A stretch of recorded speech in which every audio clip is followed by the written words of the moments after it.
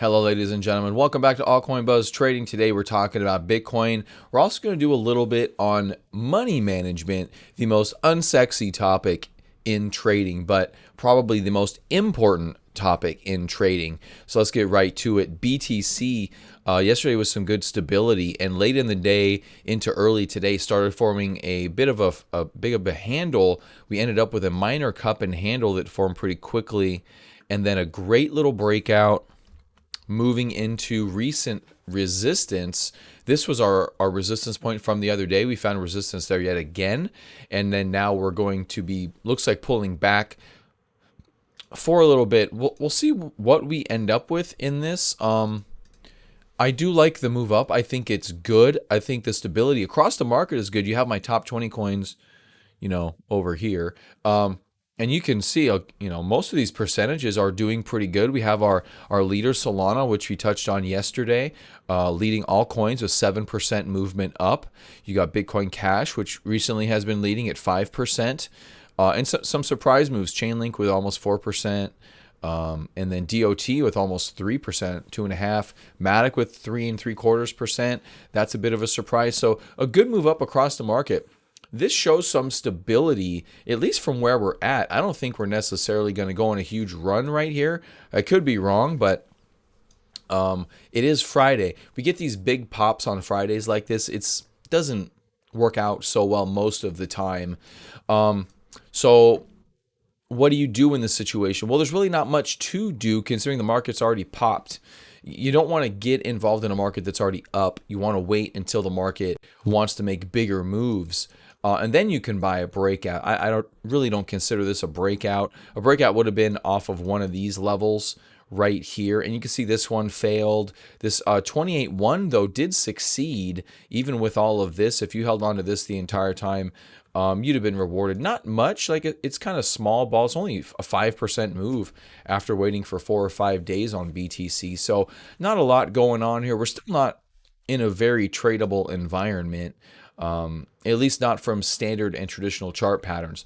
So speaking of standard and traditional chart patterns, I want to talk about some standard and traditional money management strategies and why it is the most important thing. So if you're thinking about clicking off of this video, you're stupid if you don't know this material.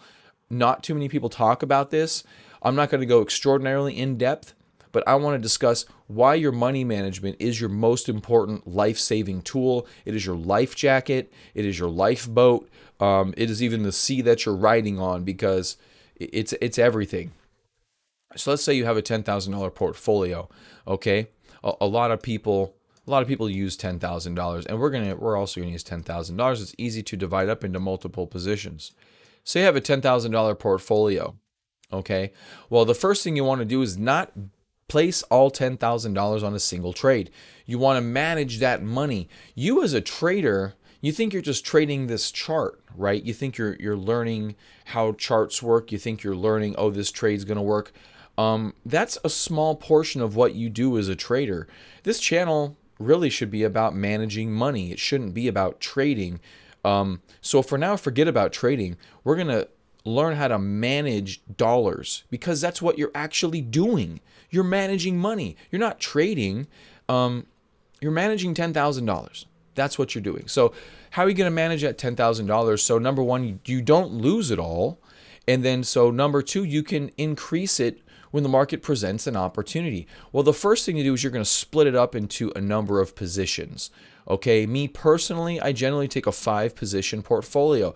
That's a little more aggressive than a lot of people. A lot of more experienced traders, some of them will manage a 10-position portfolio. Some have 10 plus positions. I don't necessarily subscribe to that because my methodology is that I look for the best of the best in the markets.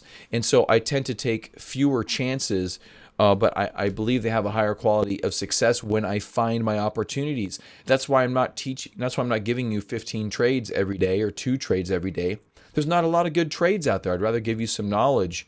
So I take a 5-position portfolio, and this is just what works for me. You may find something else that works for you. If you like to have only 2 positions, you can have strategies based around that. If you like to have 10 positions, you can have strategies based around that. But the math behind this essentially states that, okay, you're only going to win between 30 to 40% of your trades. Okay, that's your win rate. There's going to be traders out there that say, oh, I win 80% of my trades or 90% of my trades. There's probably some people that do, but most of the people that say that are lying. They're bold-faced liars. This is a game of you're winning 30 to 40% of the time. It's just the way it is. There's a gentleman named Jim Simmons. Google him. He wins a lot. He's an algorithmic trader, math-based, runs many billions of dollars. Okay, he's got a huge team behind him. Their job is to find super high probability trades. That is not most retail traders like you and me. We win 30 to 40% of our trades. Therefore, we cannot lose that much when we lose. We have to maintain this $10,000 so we can try to add a zero behind it. Okay? You have to maintain that capital to make money. Warren Buffett's number one rule is to not lose money. Okay? And that's my number one rule as well.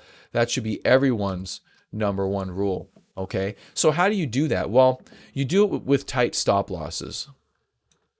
Number one. Okay? You have to have good, tight, and common sense stop losses, and I talk about them frequently on the program.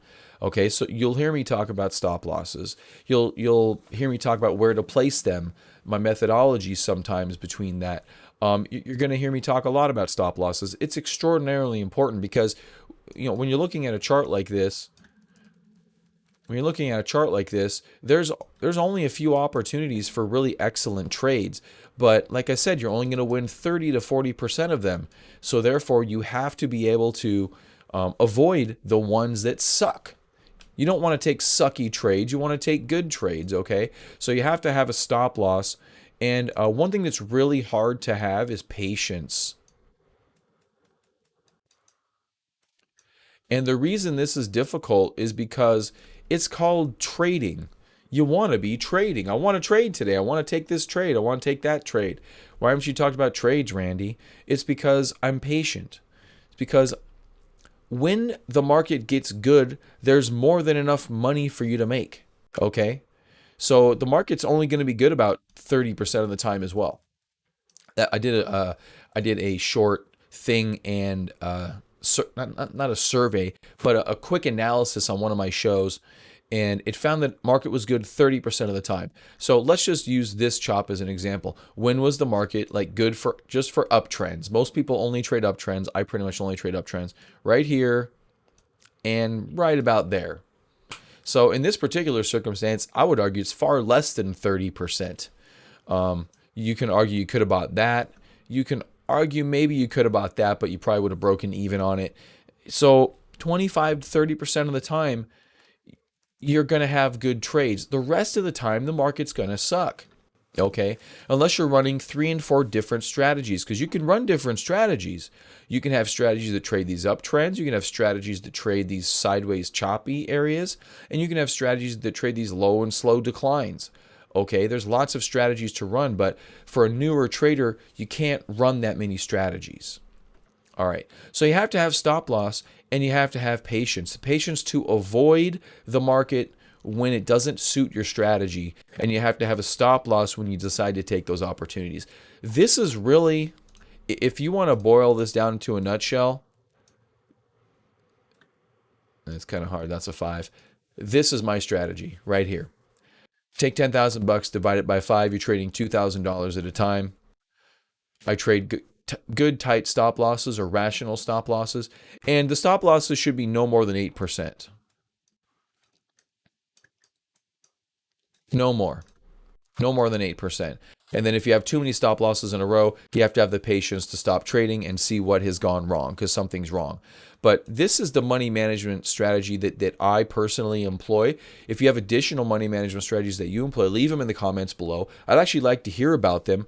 What actually works for you, because everyone's a little bit different and everyone's going to have a slightly different strategy. So this works for me. If you guys like this type of content, I can do more on this as the market continues its waffling around. It's not really a trending environment, so we have great times to talk about things like this. All right, guys, well, have a great day. Stay safe out there. Look forward to your comments, and I'll see you next week on Altcoin Buzz Trading.